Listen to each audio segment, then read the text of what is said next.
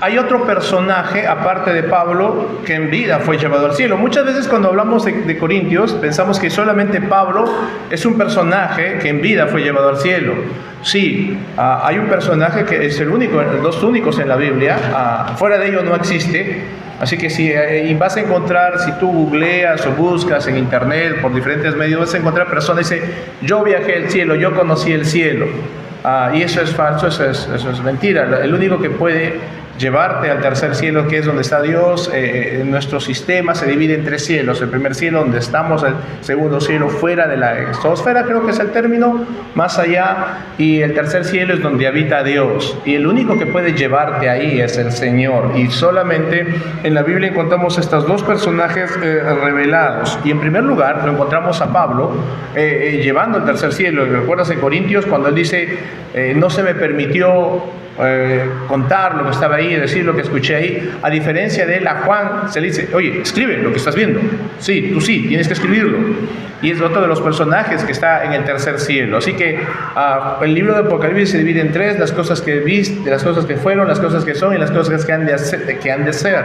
Tres partes. Las cosas que fueron es el capítulo 1, Jesús trabajando en medio de su iglesia. Las cosas que son, las 7 iglesias, el mensaje de las 7 iglesias. Y las cosas que serán o que serán, lo encontramos a partir del capítulo 4. ¿Recuerdas? Aquí ya no es, estamos en el cielo, ya no se ve a la iglesia, es decir, es muy probable que esto ya haya sucedido, el rapto, y todas las tribulaciones y todos los juicios que se van a dar ya no sucede con la iglesia en la tierra. El rapto no es que pueda suceder, va a suceder, y la iglesia no va a estar ahí. Ahora, a partir del capítulo 4 vamos a encontrar lo que comúnmente llamamos ya una visión del cielo, y este es Juan, otro que fue llevado al cielo, y como te mencioné, a él sí se le dice, escribe lo que ves. Capítulo 4, verso 1, 2 y 3 dice, después de esto, miré y aquí una puerta abierta en el cielo, y la primera voz que oí como de trompeta, hablando conmigo, dijo, sube acá y yo te mostraré las cosas que sucederán después de estas. Y al instante yo estaba en el Espíritu, y aquí un trono establecido en el cielo, y en el trono uno sentado. Y el aspecto del que estaba sentado era semejante a piedra de jaspe y de coralina, y había alrededor del trono un arco iris semejante en aspecto a la esmeralda. Oramos. Dios, gracias por esta mañana, te amamos, gracias porque nos permites nuevamente congregar, gracias Dios porque nos permites tener la libertad de profesar lo que creemos sin restricciones, sin persecuciones. Y Dios, ayúdanos a entender tu palabra en esta mañana. Te rogamos que nos ilumines, nos permitas, Dios, conocer más de este libro que tal vez es un poco difícil de entender, pero a la luz de tu palabra, danos el conocimiento, el entendimiento para poder aprenderlo correctamente. Oro por todo lugar donde tu palabra se predique en estos momentos, sea glorificada, cambie la vida de muchos, traiga el arrepentimiento, convierta a personas, y oro también por aquellos que hacen esta labor. Señor, cubre sus necesidades, la de él, la de sus familias, preserva sus vidas, y la honra sea solo para ti, mi Dios, en Cristo Jesús. Amén. Muy bien, Juan está en el cielo, dice, después de esto, mire, después de esto empieza, recordamos, después de que después de esto de lo que sucedió anteriormente. Juan está hablando aquí después de esto, del capítulo 1, del capítulo 2, del capítulo 3.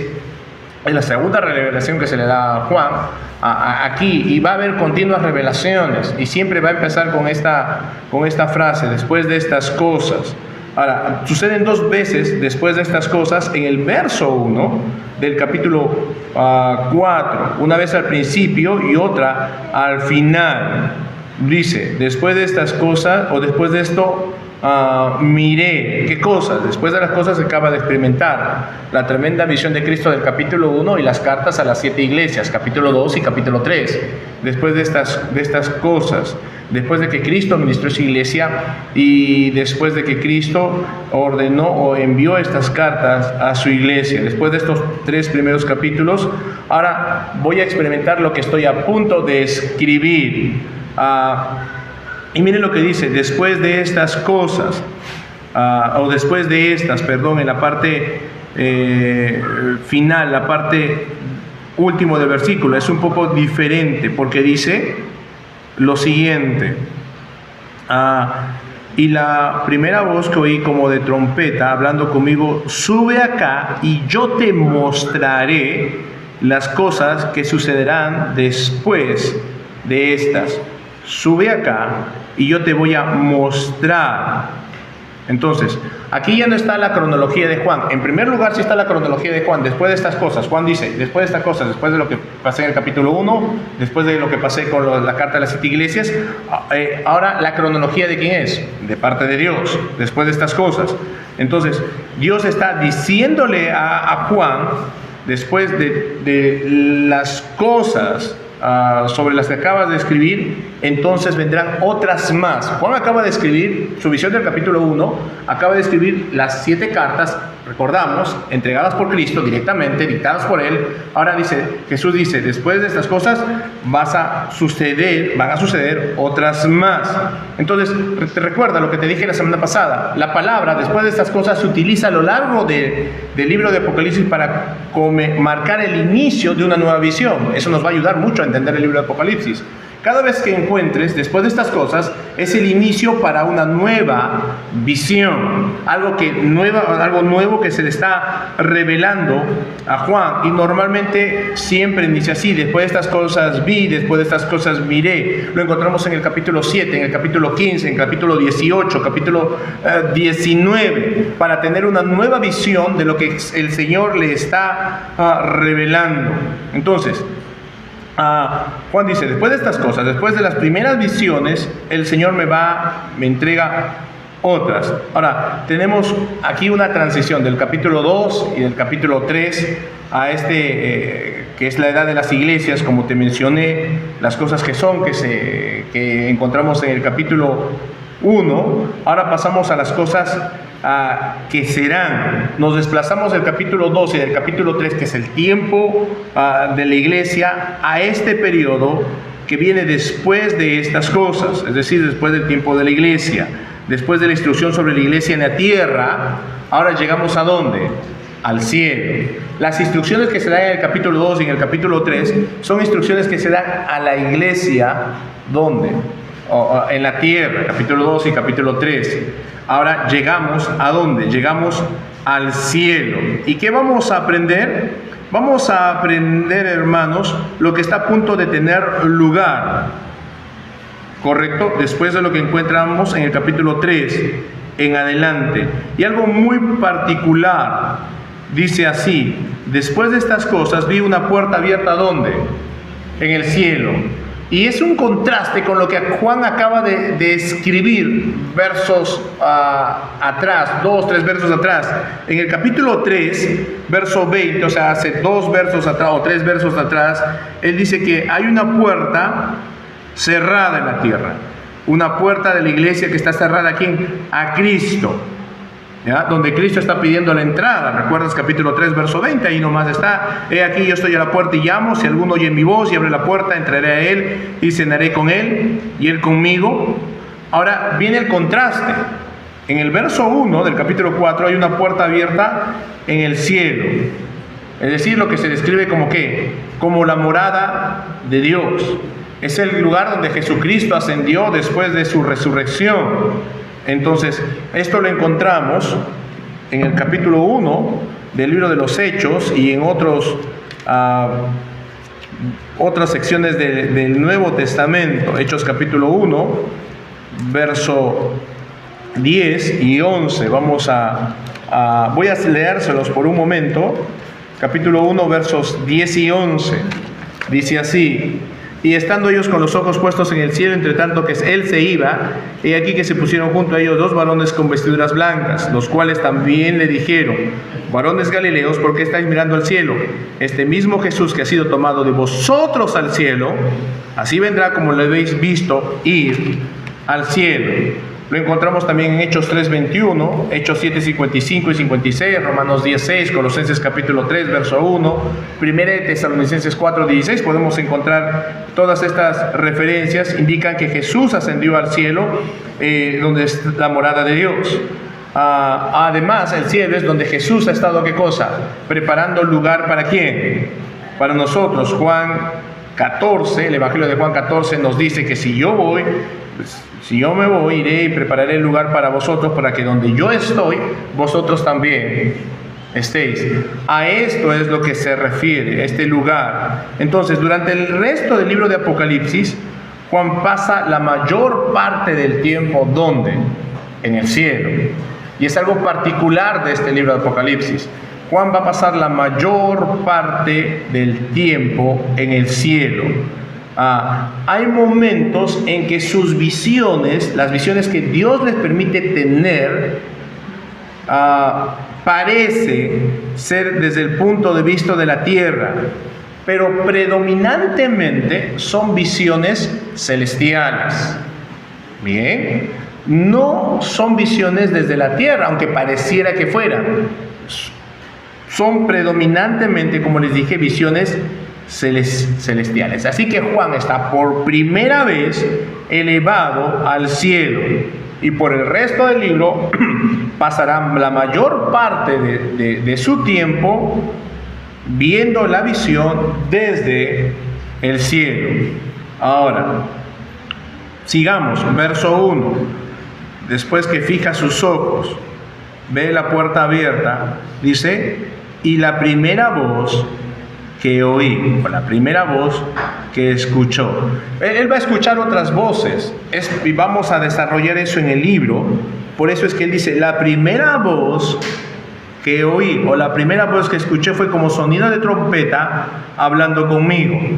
Y recordamos, esto es algo muy familiar. Él no describe, estuve con el Señor Jesús, o vi al Señor Jesús. No nos dice quién, solamente nos describe cómo es su voz. Y en el capítulo 1, verso 10 del libro de Apocalipsis dice: yo estaba en el Espíritu en el día del Señor, y oí detrás de mí una gran voz, como de ¿quién? Como de trompeta. Y se sigue leyendo ¿de quién será esa voz? Verso 12. Y me volví para ver la voz del capítulo 1, verso 12 del capítulo 1, y me volví para ver la voz que hablaba conmigo, y vuelto vi 7 candeleros de oro, y en medio de los 7 candeleros de oro a uno semejante al Hijo ¿de quién? Del hombre. Así que aquí de nuevo el Señor Jesucristo es quien le habla a Juan en el capítulo 4, le habla en el capítulo 1, ahora nuevamente le habla en el capítulo 4, también le habla en el capítulo 2, capítulo 3, pero cuando hablamos de esta voz como de trompeta, se está refiriendo específicamente ¿a quién? A Jesucristo. Es una voz de trompeta, es una voz dominante, autorizada, es una voz que con autoridad le dice: sube acá.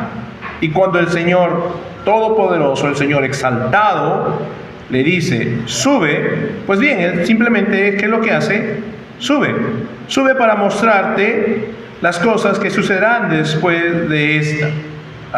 Ahora, quiero que entiendas que Juan no fue llevado místicamente a una tierra de fantasía, a una tierra como Peter Pan de nunca jamás. No fue llevado a una tierra mística, fue llevado espiritualmente. Quiero que entiendas esto: a la tierra eterna, al cielo, con solo un pequeño apoyo del tiempo y espacio, donde se rompió esto, el tiempo y espacio, para ver lo que los ojos humanos no podían ver y lo que los oídos humanos no podían escuchar. Y es por eso que el Señor le dice: quiero que vengas aquí, porque quiero mostrarte algunas cosas que van a tener lugar en el futuro, que van a tener lugar más allá de este tiempo. Después de qué tiempo, pues bien, es muy probable que sea el tiempo de la iglesia. Hay algunas cosas que van a suceder. No están subiendo con el propósito de glorificar a Dios, que no tendría ningún inconveniente. No está subiendo con el propósito de magnificar a Dios. Está subiendo con el propósito de ver la revelación. Esta no es una imagen del rapto de la iglesia, por si acaso, tampoco. ¿Ya? Te vuelvo a repetir, tampoco es para recibir una recompensa. Es tan solo: ven aquí, quiero mostrarte algo y quiero que los plasmes, quiero que lo escribas. ¿Correcto? Quiero que escribas las cosas que has visto y las cosas que van a suceder. Eso le dice en el capítulo 1: todo lo que tú veas después de estas cosas tienes que escribirlas. ¿Correcto? Ahora, los eventos históricos comienzan en el capítulo 6 recién de Apocalipsis. y se prolongan hasta el capítulo 22, todos los eventos históricos. Lo que tenemos en el capítulo 4 y luego subsecuentemente en el capítulo 5 es el prólogo de todos los eventos históricos que van a suceder en el futuro con la iglesia, ya no en la tierra. Todo eso va a suceder ya no con la iglesia en la tierra. Debemos tener en cuenta que desde el capítulo 4, verso 1, hasta el resto del libro, la iglesia nunca se menciona. Ya no se vuelve a mencionar a la iglesia. Puedes escudriñar todo el libro de Apocalipsis y es una particularidad. La iglesia se menciona en el capítulo 2, capítulo 3, capítulo 1 se menciona. Pero a partir del capítulo 4, verso 1, hasta el final del libro, no es mencionada nuevamente la iglesia. No hay ninguna mención en lo absoluto.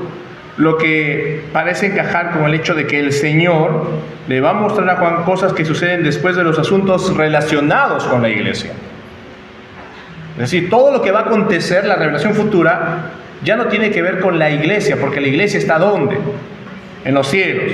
Y así podemos asumir que la iglesia está fuera de estos eventos que van a suceder en la tierra. Por lo tanto, esto nos ayuda a entender el postmilenarismo, que es que la iglesia va a ser arrebatada antes de la tribulación, que la iglesia no va a pasar la tribulación. ¿Correcto? Nos va a ayudar a entender eso un poco mejor. Recordamos que el capítulo 3, verso 10, estaba la promesa del Señor de que la iglesia, porque ha guardado su palabra, iba a librarlo ¿quién? De la hora ¿qué? De la prueba. La hora de la prueba que estaba por venir sobre el mundo entero para probar a aquellos que habitan sobre la tierra. Está hablando de incrédulos. Esa es la hora de la prueba, la hora del juicio. ¿Recuerdan la tribulación? Ya lo vimos cuando hablamos básicamente del mensaje a Filadelfia. ¿Recuerdas? Capítulo 3, verso 10. Lo definimos. Entonces,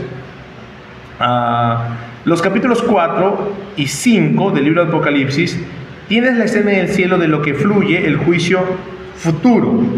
Del capítulo 6 hasta el capítulo 19 de Apocalipsis es el juicio a la tierra. El capítulo 20 es el milenio, Cristo viniendo con los suyos a establecer su reino milenial. Capítulo 21, capítulo 22 es el estado eterno, la conclusión final de la existencia de este mundo. Cuando digo la conclusión final no significa que el mundo va a desaparecer, pero esta tierra sí va a ser transformada, cielos nuevos y tierras nuevas.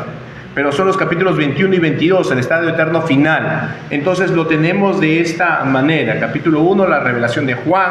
Capítulo 2 y capítulo 3, el mensaje a las iglesias. Capítulo 4 y capítulo 5 es el preámbulo de los juicios del Señor que está en el cielo. Capítulo 6 al 19 es el juicio propio del Señor, las copas, las trompetas y todo eso. Vamos a verlo. Y capítulo 20 es el milenio, establecimiento de Cristo aquí en la tierra. ¿Recuerdas? Un verso muy conocido. Capítulo 20, cuando Satanás sea suelto, después de los 1000 años saldrá y engañará a todas las naciones para la última batalla, donde se establece el estado eterno, capítulo 21 y capítulo 22. Es más o menos rápidamente la descripción o el bosquejo o cómo se divide el libro de Apocalipsis bajo esta temática. Bien, entonces esto es lo que el Señor le dice a Juan que escriba. Es así como fluye el resto del libro bajo esta división. Pero antes de entrar, a partir del capítulo 6, que es el juicio de Dios, vamos a pasar un tiempo maravilloso con el Señor en el cielo, que son los capítulos 4 y el capítulo 5, antes de los juicios, de los sellos, de las trompetas, de las copas, que no inician hasta el capítulo 6, como ya te lo mencioné hace un momento. Vamos a estar nosotros sumergidos ahí, en los cielos. Juan nos va a dar la bendición de poder conocer, antes de ir con el Señor, cómo es ese lugar. Por medio de los ojos de Juan, metafóricamente hablando, vamos a ver esa maravilla que nos espera a los creyentes, a los que tenemos la esperanza de estar un día con el Salvador, a los que hemos entregado nuestra vida a Él, a los que hemos aceptado su muerte en la cruz por nosotros. A través de los ojos de Juan, a través de los iris de Juan, vamos a poder ver ese maravilloso lugar que nos está esperando cuando el Señor nos lleve. Entonces, aquí el tema central es el trono, lo vimos ya la semana pasada, el tema central es el trono. Dice así, verso 2, y al instante yo estaba en el espíritu y aquí un trono que establecido. La palabra trono en el capítulo 4, espero que lo hayas leído, como te dije también, se usa 13 veces, ¿ya? En 11 versos. 11 veces, en 11 versos, perdón, 13 veces, 11 veces se habla del trono de Dios, y 2 veces se habla del trono ocupado por los 24 ancianos.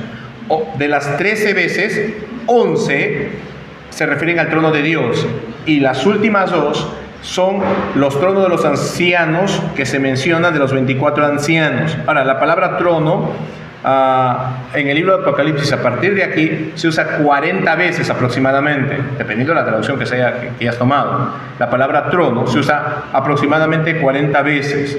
Entonces, pero en el capítulo 4 es el enfoque principal. Cuando Juan visita el cielo, está en el trono, ve a alguien en el trono.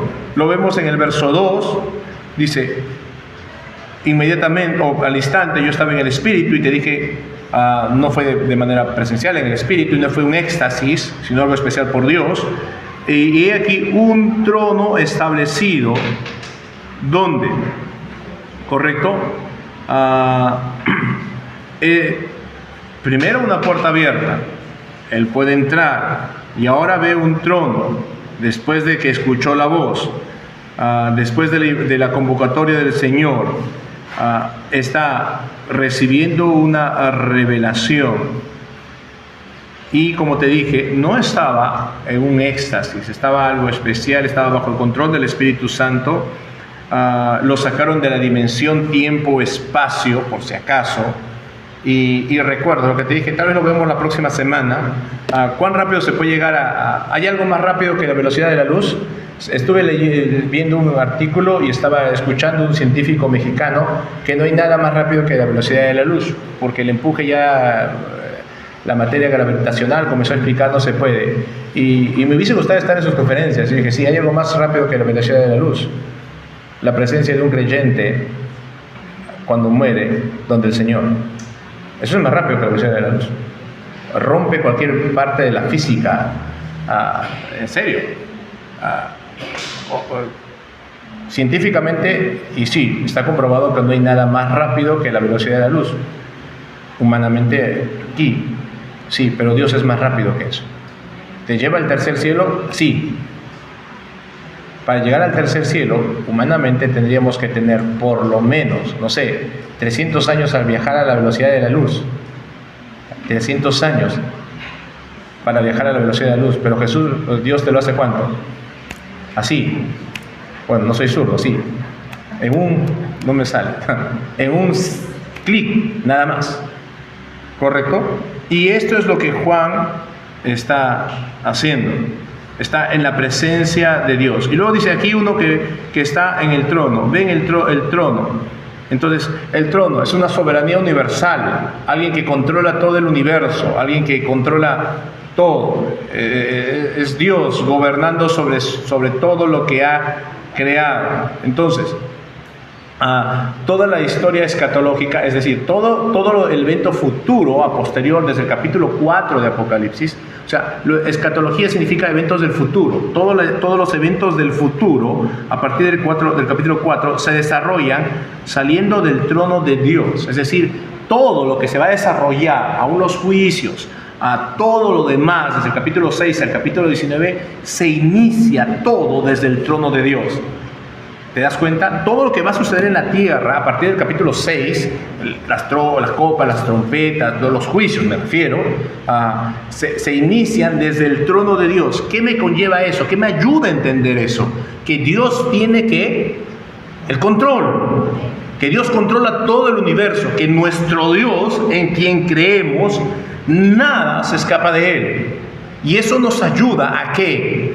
A que realmente saber, conocer, ahora, y debería ayudarnos a experimentar, no un éxtasis por si acaso, que Dios tiene el control. Más allá de un conocimiento teórico, deberíamos saber que Dios tiene el control y experimentarlo en nuestra vida. Sí, Dios tiene el control, hermanos, de todo. Miren, nos vamos a sorprender cuando lleguemos al capítulo 6 y veamos todos los juicios de Dios, todo lo que Dios está haciendo, todo lo que Dios está llevando sobre la tierra.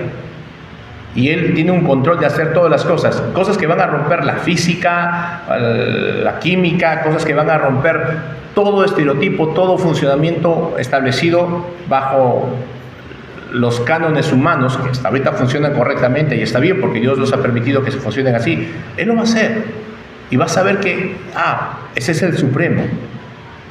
Él es nuestro Dios. Él es el quien nos cuida, quien nos protege. Él es el quien nos libra de las tentaciones. Y eso nos ayuda a que nuestra confianza y nuestra esperanza en Él sea aún mayor. Él es nuestro Dios. Y todo se inicia aquí. ¿Desde cuándo? Desde el trono.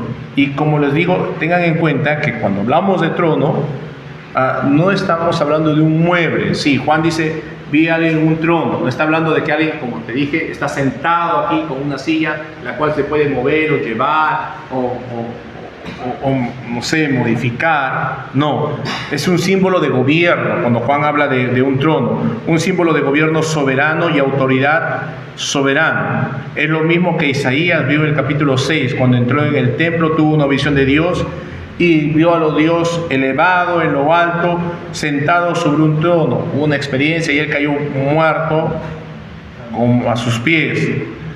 El trono, por si acaso, no se encuentra en un palacio.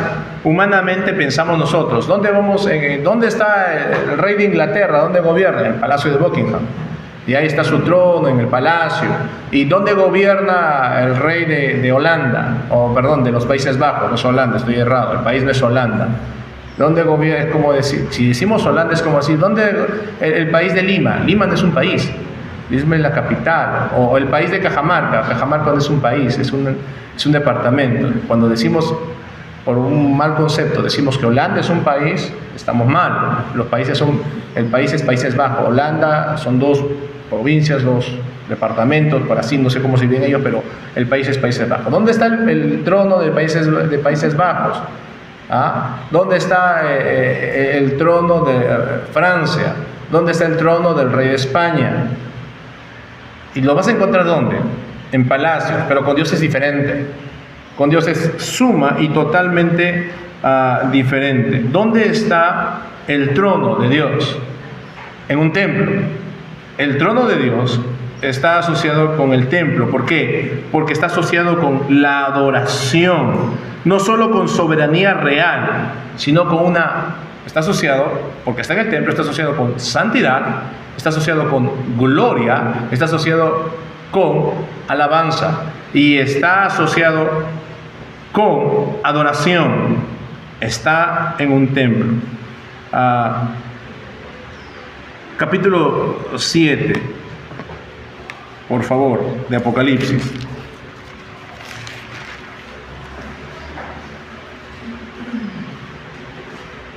Verso 15 dice: por esto están delante del trono de Dios y le sirven día y noche en su templo. Y el que está sentado sobre el trono extenderá su tabernáculo sobre ellos. ¿Dónde está? En el templo. Capítulo 11, verso 19. Dice: y el templo de Dios fue abierto en el cielo, y el arca de su pacto se veía en el templo. Y hubo relámpagos, voces, trueno, un gran terremoto y grande granizo. ¿Correcto? Esto es muy similar al tipo de relámpagos y destellos que salen del trono en el capítulo 4. ¿Correcto? Mira, del capítulo 4. Y vas a leer el capítulo 4 y vas a encontrar que sale lo mismo. Entonces, aquí tenemos la figura de ¿qué? De que el trono está en el templo. Capítulo 14, verso 15, de igual manera.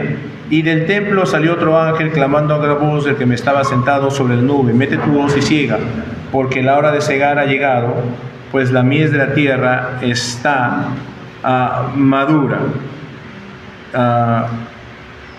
Verso 15. Y del templo salió, ¿qué cosa? Otro ángel.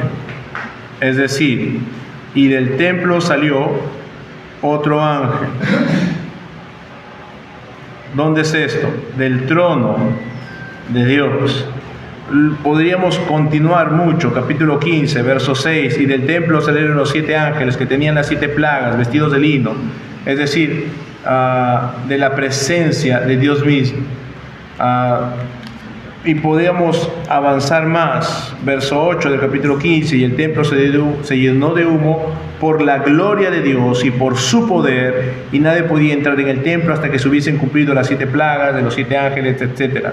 El trono de Dios, llegaremos a explicar las plagas y todo esto, pero el punto es que quiero mostrarte que el trono de Dios está en el templo.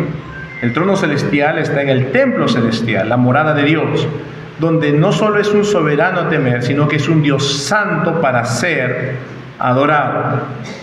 Entonces, ten presente que el trono de Dios no es una silla portátil, ¿ya? El cielo no es un trono portátil. Humanamente tú puedes recoger un asiento, un trono, llevarlo a otro palacio, moverlo, llevarlo a refaccionar si ya está muy viejo. Pero el trono de Dios no es así, es un lugar fijo, establecido, permanente, ocupado por Dios, es inamovible. Y vi allí un lugar fijo, establecido de gobierno divino, adoración y juicio. Y es muy importante entender esto, hermanos. ¿Por qué? Porque la forma en que las cosas van a fluir en este periodo de tiempo venidero y la forma en que las profecías van a tener lugar, alguien podría pensar que Dios había perdido el control, o alguien puede pensar que fue derribado el templo celestial y ha sido robado el trono. No es así. Dios siempre está en su trono, Él ejerce control, Él ejerce autonomía, Él recibe adoración, es santidad. Isaías tuvo el mismo problema. ¿Por qué? Cuando Isaías fue al templo para ver si Dios todavía estaba en su trono, fue porque toda la nación se estaba, ¿qué?, desmoronando. Él pensó, recordamos, el rey Usías muere después de 52 años más o menos, creo, de ejercer su reinato, y el pueblo es un desastre, se ha ido en contra de Dios, y Isaías piensa que Dios ha perdido el control del pueblo, y va al templo para ver si todavía Dios está ejerciendo control, y Dios dice, no lo he perdido, sí está. Él estaba, ¿qué?, ejerciendo control. Y recuerda, Usías murió porque profanó el trabajo del sacerdote, invadió el sacerdocio, por esta causa murió. Y por eso Isaías va para consultar a Dios y ver si alguien ha hecho cargo del trono, porque todo estaba haciendo mal. Entonces, pero Dios siempre va a estar en su trono. Entonces, aunque no nos menciona el libro de Apocalipsis, pero la pregunta que tendríamos que hacer: ¿quién está en el trono? ¿Qué está pasando alrededor del trono? Porque el cielo está el trono, está la gloria de Dios, pero ¿qué hay alrededor? ¿Qué está pasando? Entonces, eso Juan nos va a ayudar a descubrir a través del capítulo 4 y del capítulo 5. Entonces, vamos, verso 2, nuevamente. Y al instante yo estaba en el Espíritu, y aquí un trono establecido en el cielo. Un trono establecido, perenne. Y eso, vuelvo a decirte lo que hace un momento te mencioné. Alguien está a cargo de la historia. Esto es lo que va a suceder después, ¿correcto? Pero escúchame, quiero que entendamos algo. Dios le dice, el Señor le dice, Jesús le dice, sube. Juan subió, escribe lo que va a suceder después. No significa que recién después Cristo va a tener el control, o Dios va a tener el control. No está haciendo así. Dios siempre ha tenido el control de la situación. Lo que está diciendo es, esto va a suceder después. No es que recién yo voy a tener el control, siempre lo he tenido. Nunca ha escapado el control de la humanidad y del universo y de toda su creación de las manos de Dios. Y eso es maravilloso. Cuando estés pasando un inconveniente, cuando estés siendo afligido por un problema, cuando tal vez, por usar un término, algunos adversarios están en contra tuya, recuerda, ¿quién está en control? Pero no solo de manera teórica debemos recordarlo. Debemos recordarlo ¿cómo? En la práctica. Escuchamos siempre, hermanos, que decimos, Dios está en control. Está pasando algo, por ejemplo, estaba conversando con el hermano, soy honesto, estaba conversando con el hermano Martín, tenemos aniversario el sábado domingo, ¿cómo estamos de economía? Por lo menos vamos a tener culto, me dijo Martín. Le digo, habrá para la torta, pastor. Y algo que me dijo muy cierto. Gracias a Dios estamos al día con nuestros misioneros, pero no podríamos ser irresponsables en gastar, yo comparto esa idea, gastar en hacer grandes cosas, tirar la casa por la ventana, quedarnos endeudados y el próximo mes no cumplir con los misioneros. Porque más importante es el trabajo que hacen ellos para ganar almas, para compartir el Evangelio, que lo que nosotros podemos disfrutar, que no está mal. Pero está bien, para nosotros la comunión basta, debería bastar, ser más que suficiente, gozarnos y alegrarnos porque tenemos un año más llevando el Evangelio, predicando, edificándonos y todo lo demás. ¿Correcto? Esto es. Y algo que me dijo Martín, digo, pero ¿cómo estamos? ¿Qué vamos a hacer? ¿Alcanzará o no alcanzará? Y es ahí donde entendemos que Dios tiene el control de la situación, pero no en teoría. Debemos ponerlo en práctica. ¿Correcto? La teoría es sencilla, la teoría es simple. La teoría todo el mundo lo sabe, ¿o no? La teoría es todo lo que sube, baja. ¿Correcto? Esa es teoría. Y todos lo saben. Sí. ¿Sabes cuál es el mayor problema? Poner en práctica la teoría. Y lo hemos visto a través de las Escrituras y a través de las diferentes prédicas. ¿Sí? Por ejemplo, Job sabía de teoría. ¿Recuerdas? Capítulo 12. Siempre me acuerdo del mensaje de Hebreos capítulo 12, de la paideia. ¿Recuerdas? La educación del Señor. ¿Qué sabía? ¿Job sabía de eso? Sí, sabía de eso. En teoría. ¿De oídas? Le había oído, de oídas. Sabía que tú eres un Dios que cuida, que protege, que bendice, todo. De oídas. ¿Por qué? Te dije, no había escritura con uniforme. ¿Qué libro leyó Job? A ver, dime, ¿qué libro leyó Job para saber cómo era Dios? No hay pues. No hay un libro. ¿Qué libro leyó Job? ¿El Pentateuco? Olvídate. El Pentateuco es con Moisés. ¿Cuántos años después de Job? Más de 400, 500 años después de Job recién se escribe el primer libro de la Biblia. ¿Qué leyó Job? Hubo una tablilla cuneiforme donde se decía... ¿Dónde está registrado eso? Dime. ¿En qué museo? ¿En qué libro de historia? ¿Qué narrador describe ello en algún libro que haya plasmado? No hay. De oídas. Pero, ¿y sabes? Job vivió todo esto en carne propia. Job dijo, bueno, Dios dio, Dios quitó. ¡Wow! ¡Qué tal fe! Por eso era perfecto, temeroso de Dios y apartado del mal. No es que no pecara, por si acaso. No es que no pecara. ¿Y sabes qué Dios? ¿Qué es lo que hace? Dios permite que Satanás trate de quebrantar su fe. Pero ¿sabes qué le dice Dios? Haz todo lo que tú quieras, pero no toques su vida. ¿Satanás le hizo caso o no? ¿Satanás pudo desobedecer a Dios? No, no puede. Dios tiene control de todo. Y Job lo experimentó, no solo de teoría, sino como en la práctica. Y eso es lo que nos muestra también Juan a través del libro Apocalipsis. Dios está en el trono, soberanía. Él controla todo. Y no es que controla todo a partir del capítulo 6 o de lo que le dice, mira, siempre lo he controlado. Siempre he estado ahí.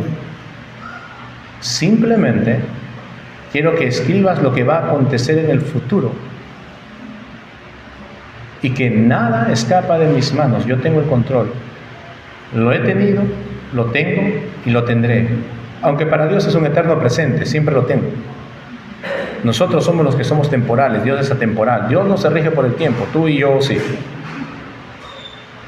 Pero eso es lo maravilloso. Juan describe que va a describir que todas estas situaciones, todo este juicio que va a caer sobre la tierra, guerras y todo lo demás, es alguien que lo está controlando. Es Dios.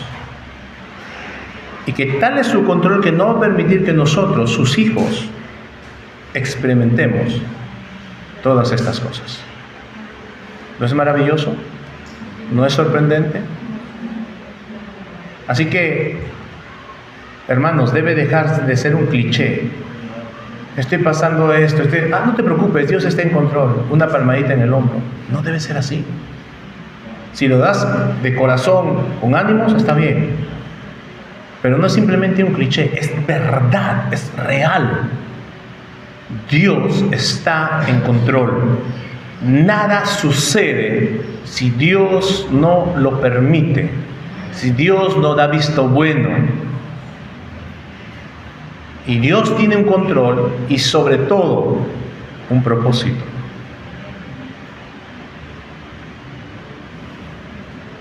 Tal vez no descubramos cuál es ese propósito estando en vida, pero nunca debe perder tu objetividad que tiene un propósito, lo dije. Cuando he enseñado a Job, estoy enseñando a Job en 1 de abril. Fascinante volver a enseñar Job. Y Job, es muy probable que nunca haya sabido por qué le sucedió todas estas cosas. Estoy seguro que Job no dijo, qué piña que soy o qué salado que soy. No, nunca expresó eso. ¿Recuerda? Es muy probable, yo pienso, como les dije, hay cosas en la Biblia que no se mencionan y que a mí mi mente me gusta volar más allá de lo que está en la Biblia. ¿Te acuerdas? El miércoles dije, Dios separó las aguas del Mar Rojo y los hebreos pasaron a pie. Yo me imaginé que los niños tocándolo, Dios, los grandes asustados y los niños, como cuando tus hijos van por la calle tocando las paredes, no toque pared cochina, así. Y yo de niño hacía eso, tocaba con los niños tocando la pared del agua. ¡Uy, mira, se mete mi mano! La Biblia no nos dice, pero a mí me gusta ir a volar más allá de eso. La Biblia no nos dice, pero yo estoy casi convencido que Job, cuando llegó y está ya en la presencia de Dios, le digo, mira, Señor, tengo una pregunta que hacerte. En tu infinita sabiduría, en tu infinita bondad, si es tu... no tienes por qué respondérmelo, pero quiero saber por qué lo de tu casa, lo de tus hijos. Satanás había probado. Me pidió probarte. Y en su cara, tú fuiste fiel. Y hay un libro, si no lo sabes, que lleva tu nombre, que es de gran bendición para todos en la humanidad. Es simple, es algo que no está en la Biblia. Yo me imagino, hermanos, tal vez Job no nos dice que supo por qué vino esto, pero me imagino que le ha preguntado eso. Y recién se ha enterado. Tal vez, no lo sé. Pero todo tiene control de Dios. Absolutamente todo. Y Juan nos dice, uno, que está ¿dónde? En el trono. Y nos quedamos ahí, con este pensamiento. Gracias. Ese que está en el trono, ese que controla todo, ese que nos va a librar de lo que va a suceder desde el capítulo 6 hasta el capítulo 19, por ser sus hijos. Ese que no nos va a permitir pasar la tribulación, ese que ahora nos cuida, ese que ahora nos permite pasar situaciones, pero que tiene el control de todo, ese es el Señor del universo que le está revelando a Juan. Ese es nuestro Dios. Vamos a orar. Padre nuestro que estás en los cielos, gracias por esta mañana. Gracias por lo que tu palabra nos muestra. Gracias por lo que ella nos dice. Gracias por la esperanza que tenemos, Señor. Gracias porque tú eres un Dios que tiene control, está en el trono, tiene autoridad. Nada se escapa de tus manos, nada, Dios. Tú controlas todo, Dios, y porque estás en el trono, también mereces recibir honra, gloria y alabanza, Dios. Ayúdanos que esto no solamente sea una teoría, vaya a la práctica. El Señor del universo es mi Dios, mi Señor. El Señor del universo es mi Padre, mi cuidador. El Señor del universo es mi Salvador. Gracias por ello. Y yo soy su Hijo. Ayúdanos a entender esto, Señor, y a vivirlo de esa manera. Gracias en Cristo Jesús. Amén.